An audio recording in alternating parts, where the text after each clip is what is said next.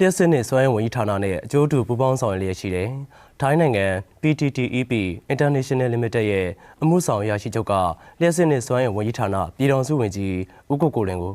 အခုလ10ရက်နေ့မှာနေပြည်တော်ရှိလျှက်စစ်နဲ့စွမ်းအင်ဝန်ကြီးဌာနရေနံသားအခမ်းအနားမှာလာရောက်ပြီးကာရဝပြုတွေ့ဆုံဆွေးနွေးပါတယ်။တွေ့ဆုံဆွေးနွေးစဉ်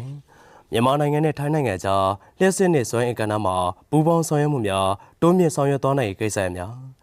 မြန်မာကမ်းလွန်လုပ်ကွက်များရဲ့ရှာဖွေရေးနဲ့ထုတ်လုပ်ရေးလုပ်ငန်းများပုံမဆောင်ရွက်နိုင်ရန်အထွတ်အုံကြာဆင်းနေတဲ့ရတနာစီမံကိန်းမှာတိုးမြင့်ထုတ်လုပ်နိုင်ရန်အတွက်တွင်းသစ်များဖြည့်စွက်တွင်းများတူးဖော်ရမှာ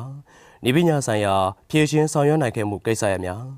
မြန်မာနိုင်ငံမှာလျှက်စစ်တပ်အားတိုးမြင့်ထုတ်လုပ်နိုင်ရန်ရည်ရွယ်ပြီးဆောင်ရွက်နေတဲ့လုပ်ကွက် M3 အောင်သိန်ကစီမံကိန်းရဲ့ဖွံ့ဖြိုးတိုးတက်ရေးဆိုင်ရာကိစ္စရပ်များနဲ့မြန်မာရင်းနှီးကမ်းလွန်မှာဆောင်ရွက်နေတဲ့အာမခံချက်ကောင်းမွန်တဲ့စီမံကိန်းများမှာ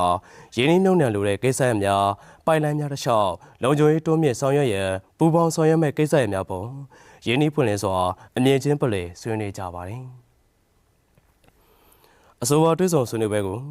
လျှက်စစ်နဲ့စွမ်းအင်ဝန်ကြီးဌာနပြည်ထောင်စုဝန်ကြီးနဲ့အတူအမြဲတမ်းတွင်းဝင်တဲ့တာဝန်ရှိသူများလျှက်စစ်နဲ့စွမ်းအင်ဝန်ကြီးဌာနနဲ့ PTTEP International Limited မှတာဝန်ရှိသူများတက်ရောက်ခဲ့ကြတယ်လို့သတင်းရရှိပါတယ်ခင်ဗျာ။